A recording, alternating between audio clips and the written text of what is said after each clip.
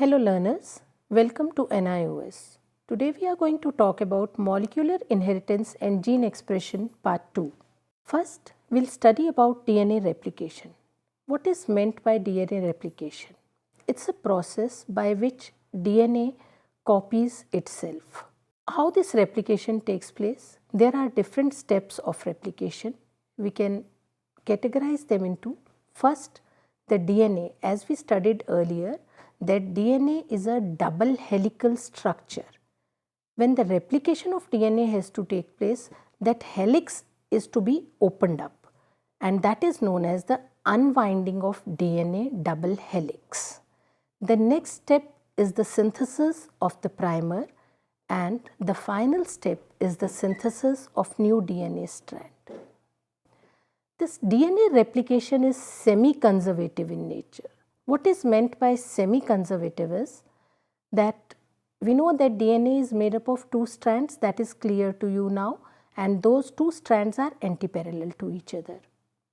Semi-conservative means the one strand can be used as a template, and based on using that template strand, the complementary strand can be built up. So, whenever the DNA replicates, the cell receives half DNA, which is the older one, and the half newly synthesized. That is, one strand of DNA which serves as a template is an old one, and the one strand of DNA that is newly synthesized is the new one. So, we say that DNA replication is semi-conservative in nature. Now, first step, that is the unwinding of DNA double helix. How does it take place? It takes place with the help of an enzyme, topoisomerase and helicase. These enzymes, they bind at the replication fork. DNA cannot be replicated from any of the places. It can be replicated only at special origin of replication fork places. So, at the replication fork, the topoisomerase and helicase will bind to DNA, and it will open up and makes a fork so that the synthesis of new strands can take place. The DNA polymerase enzyme cannot start the replication on its own. It needs a primer, and that primer is 5 to 10 base pairs of RNA, which is synthesized by the enzyme primase.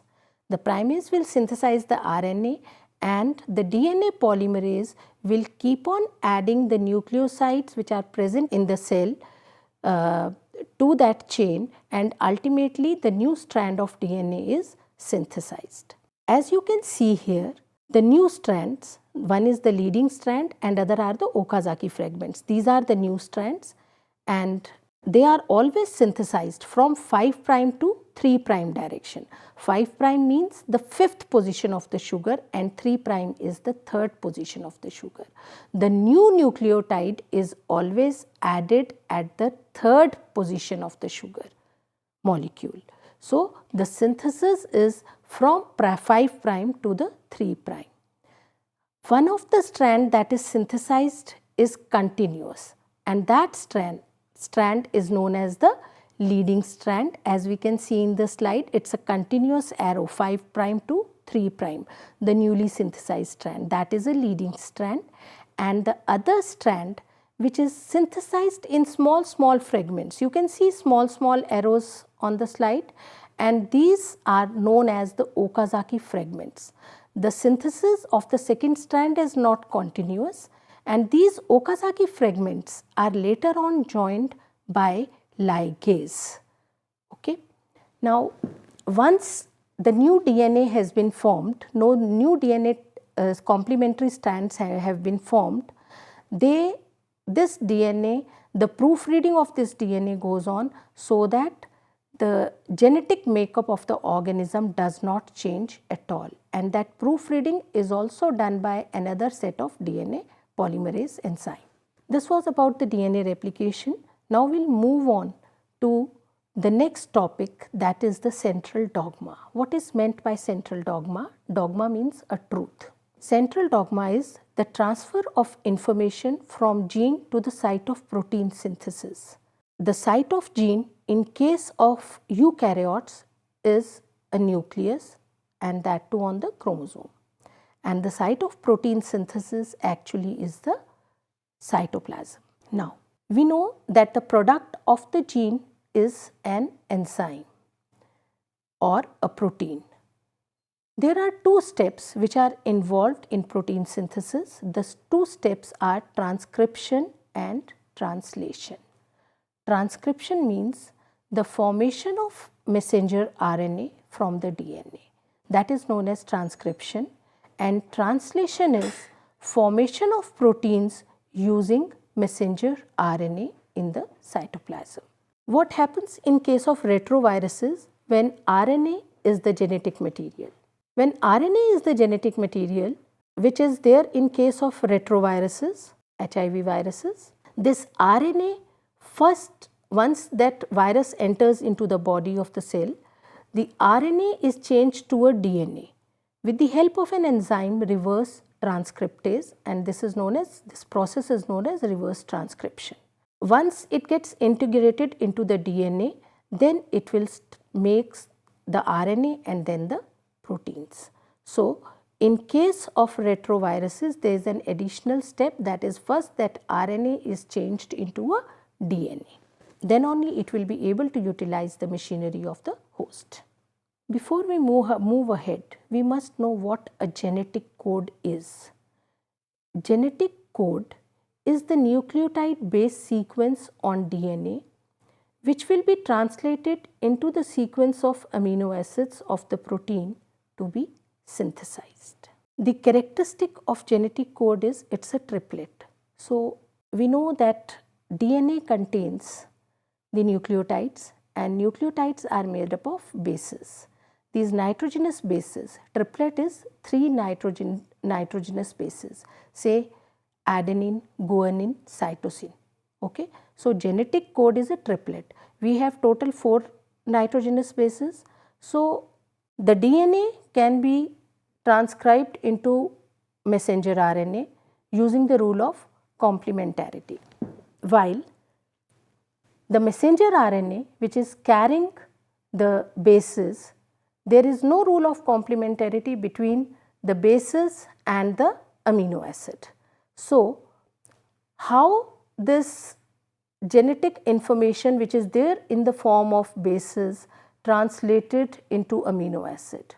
For this, they gave a genetic code, and they said if the total 4 number of bases are there, and if we have a combination of 2 bases only, then maximum 8 genetic code are formed.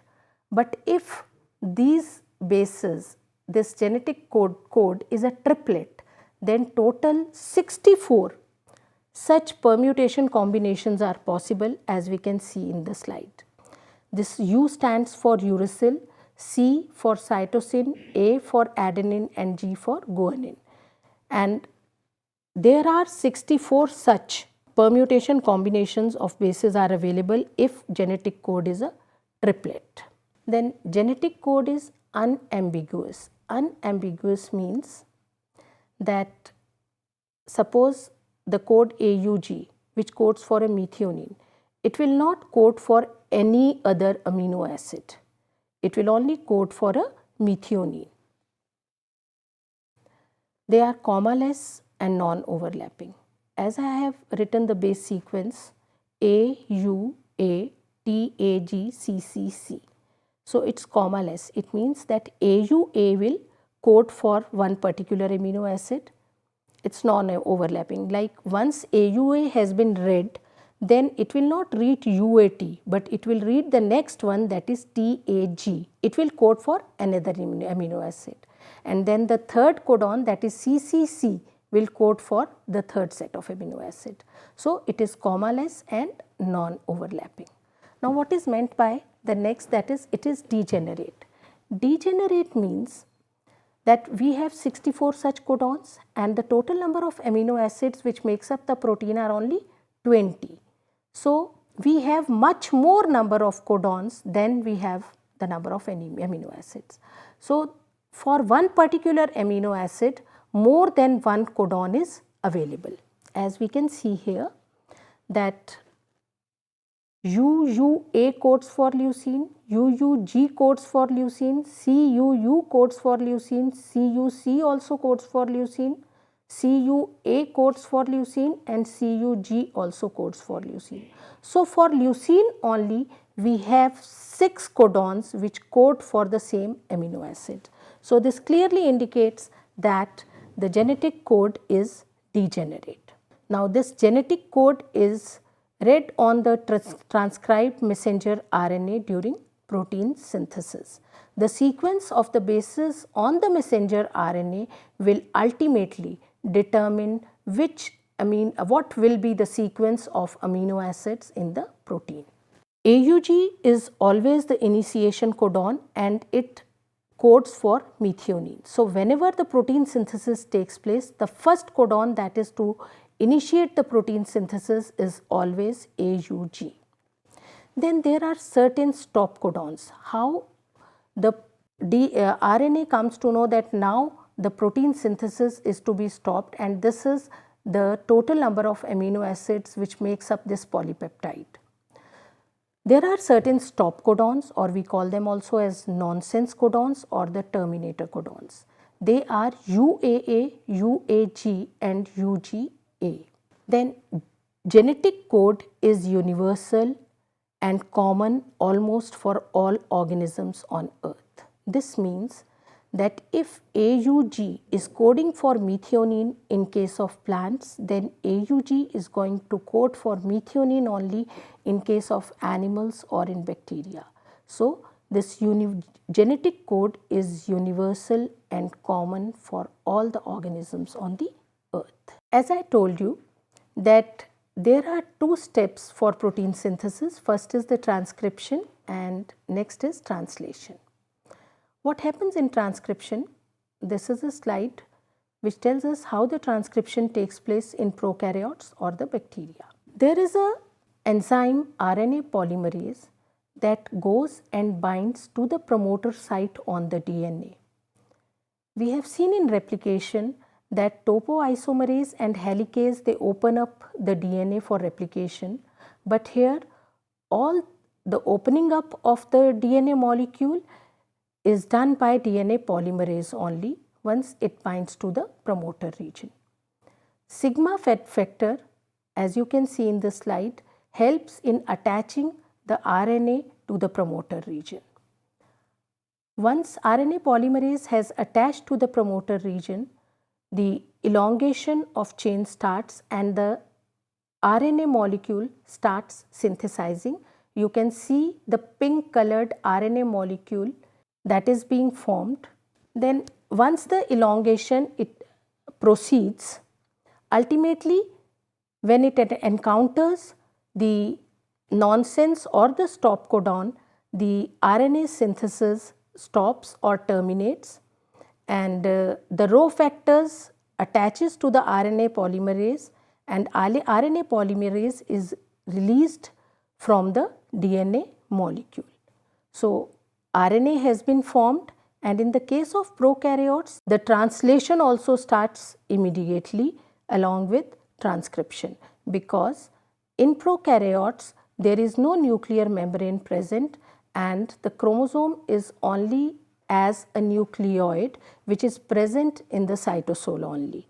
So transcription and translation, they go side by side in case of prokaryotes, while in the case of eukaryotes, the mRNA that has been formed undergoes further processing. In this slide, we can see that E represents the exons and the I represents the introns.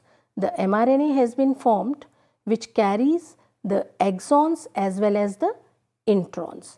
Now what happens? The introns are removed.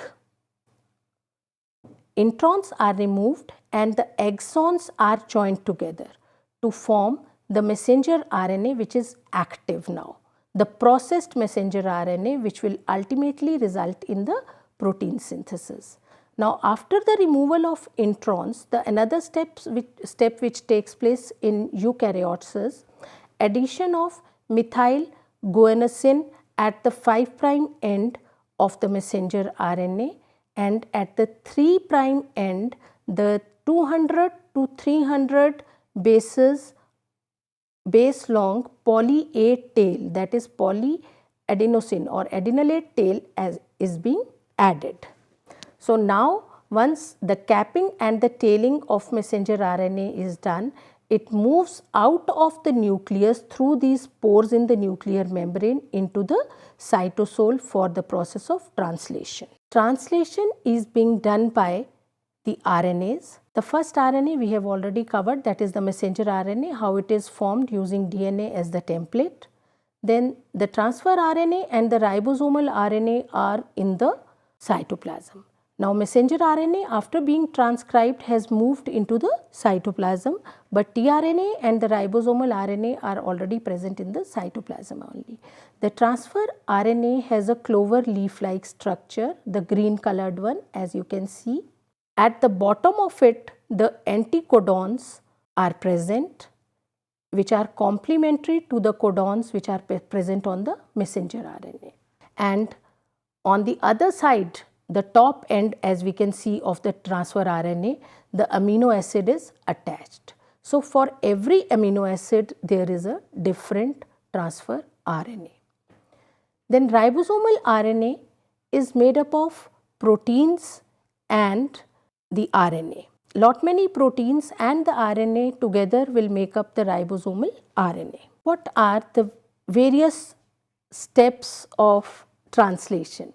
First is the activation of amino acid, then formation of messenger RNA ribosome complex and chain initiation, chain elongation and chain termination.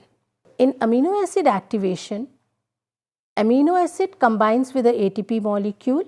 You know that ATP is the energy currency of the cell. In the presence of enzyme amino-acyl tRNA synthetase, amino acid and AMP complex is formed and pyrophosphate is released. This amino acid AMP joins with DNA and forms an amino acid which is attached to the transfer RNA, and adenosine monophosphate is ultimately released. So this is known as the activation of amino acid. Now next is after this attachment. Now this, as I told you, that on an mRNA, AUG is the initiator codon. Ribosomes are made up of two subunits, the smaller subunit and the bigger subunit. The brown colored structure which is present beneath the messenger RNA is the smaller subunit of the ribosome, and the brown colored structure present over the messenger RNA is the larger subunit of ribosomal RNA. First, the smaller subunit attaches to the messenger RNA, and then the larger subunit will attach to the messenger RNA. This larger subunit has basically, we can say, the two pockets on which the first tRNA, that is methionine, carrying the methionine amino acid which pairs with AUG and has a codon UAC, will come and attach. In the second pocket, the next amino acid will come. As we can see, next tRNA will come in the second part of the slide. Now the two amino acids are very close to each other. You can see in the slide the methionine and the phenylalanine. Now they are close enough that the peptide bond is formed between them, and that is how the chain keeps on extending. In the third slide, in next slide, we can see that the methionine has attached to phenylalanine, and now the ribosome slides over the messenger RNA, and the one pocket of that larger subunit is made free for the movement of the next tRNA, and that is how the chain keeps on elongating and adding the more amino acid to a polynucleotide chain which is being synthesized. What is a polysome assembly? Several ribosomes, they can translate the messenger RNA at the same time. It's not that on the messenger RNA the first ribosome will attach and one polypeptide chain is synthesized. Once it's synthesized, the next ribosome comes and synthesizes the next chain. It's not like that. Several ribosomes can translate messenger RNA at the same time, and it is called a polysome. This results in the production of many polypeptide copies from a single messenger RNA. The chain is terminated when the a set of 3 adjacent bases in the DNA or their complementary bases in messenger RNA that specifies the end of a polypeptide chain. The 3 chain terminator codon that we studied earlier, that are UAA, UAG and UGA, they are also called the termination codon. They stop codons or the nonsense codons. They will help in the termination of the chain because they do not code for any amino acid. So, the polypeptide chain is complete once they encounter the nonsense codons. Now, that how the proteins are being made in a cell. Once the proteins are made, all the proteins are not required all the time in the cell. So, how this regulation of gene expression takes place in a cell? We can categorize genes into different types. One are the housekeeping genes. Such genes which are expressed all the time in all cells are termed as the housekeeping genes. Then there are certain inducible genes. What inducible genes are? Inducible genes are the genes which are switched on when a particular substrate is present. Then the third category is the repressible genes. The repressible genes are those which are shut off in the presence of a specific substrate in the cell. To understand the inducible gene, we will study the lac operon. Jacob and Monod, they received a Nobel Prize for their work on the breakdown of lactose in E. coli. What is lactose? Lactose is a sugar which is made up of glucose and galactose. Whatever we eat, the energy is released once it is broken down into the glucose level. Same way the lactose, once if E. coli is using lactose as a energy source, it is to be broken down into glucose and galactose. In the absence of a substrate, what happens? On the DNA, there are enzymes. I represents the regulator protein. It will synthesize a regulator protein. P is a promoter gene, O is an operator, and Z, Y, A are the structural genes. I synthesizes a regulator protein which will go and bind to the operator when lactose is not present in a medium.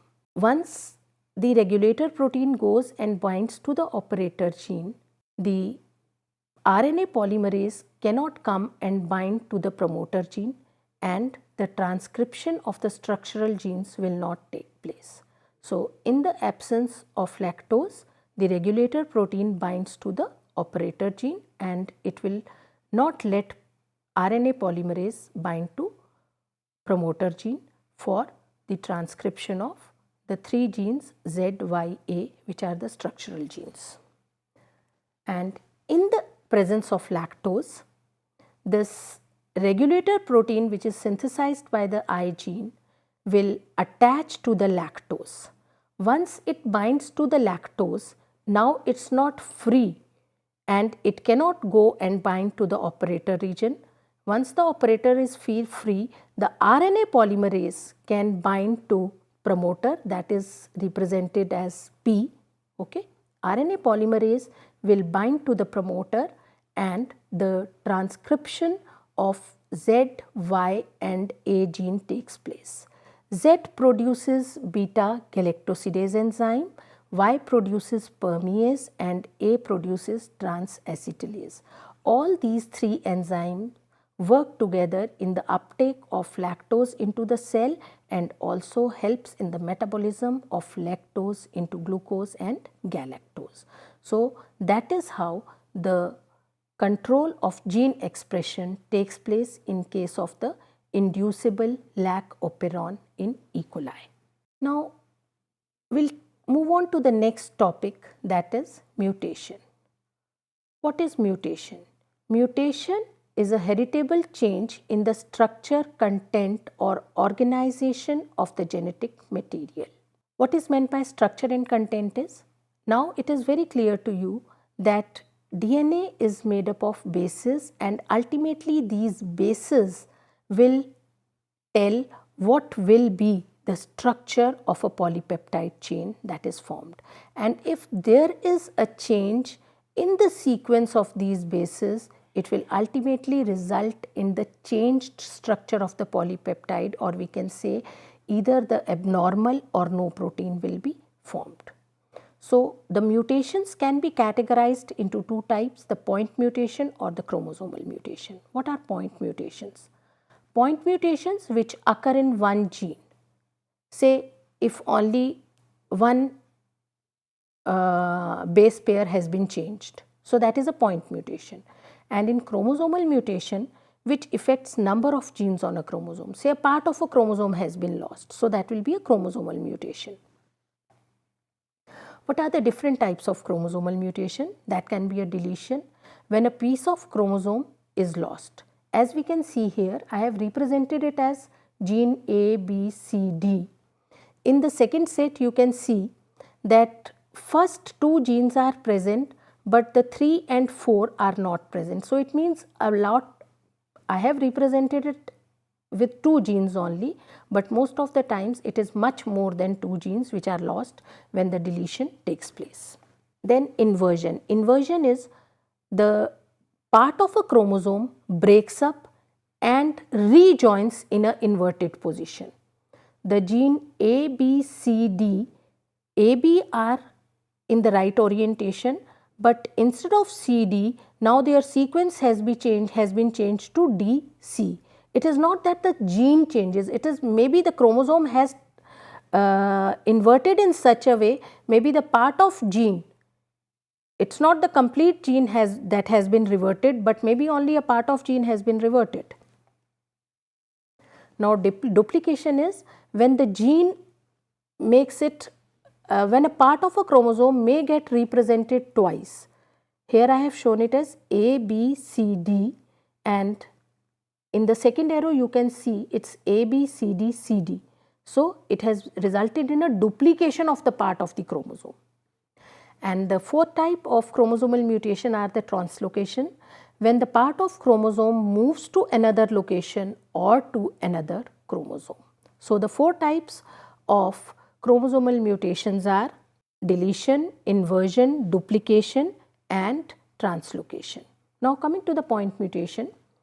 Point mutation, first is the transition. Transition means when purine has been replaced by another purine.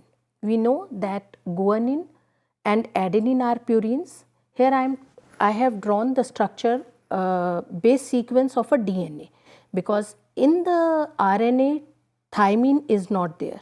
Okay, so it's a base sequence of a DNA. In a DNA, ATT, GAC, but when it gets mutated, A has been changed to guanine, that is G, red colored, that is the mutation. That is transition, when purine, adenine is a purine and guanine is also a purine. So instead of adenine, in the mutated ones, the guanine is present. Then transversion. Transversion is when purine is replaced by a pyrimidine. As you can see, A is a purine, adenine, and it has been replaced by a pyrimidine, that is T, thymine. Frame shift mutation is when one additional base has been added into the DNA molecule. You can see ATTGAC is the sequence and the mutated version is ATT and additional A has been added. Now, when the genetic code is read, it will be read as ATT and then AGA instead of the normal one GAC. Okay? So that is the frame shift mutation, because the reading frame has been changed now. What are missense mutations? When a change in genetic code due to change in the nucleotide. So the GAG codes for a glutamic acid. Instead of GAG, if it becomes GTG, GTG will code for a valine. So that was a missense mutation, something else has been formed in a polypeptide chain. Instead of glutamic acid, now valine will be added, so which will not be a normal structure of the polypeptide. In nonsense mutation, there is a change in the code that it becomes a nonsense codon. Now here I am talking about, I have taken an example of a messenger RNA, because U is a part of a messenger RNA, uracil. GAA has been changed to GAA, UAA, and you know that UAA is a termination codon. So, the chain, the polypeptide chain will stop synthesizing and a proper protein will not be synthesized. Then now last type of mutation are the silent mutation. A change in a codon is there, but they code for the same amino acid. We know that genetic code is degenerate, and example here is UGU. If it gets changed to UGC, both of them they code for the cysteine, so the effect will not be there on the structure of the polypeptide chain. So thank you. I hope you got an insight into the gene expression and the DNA structure, and it will help you in understanding this topic well. This presentation will help you in understanding this topic well. Thank you.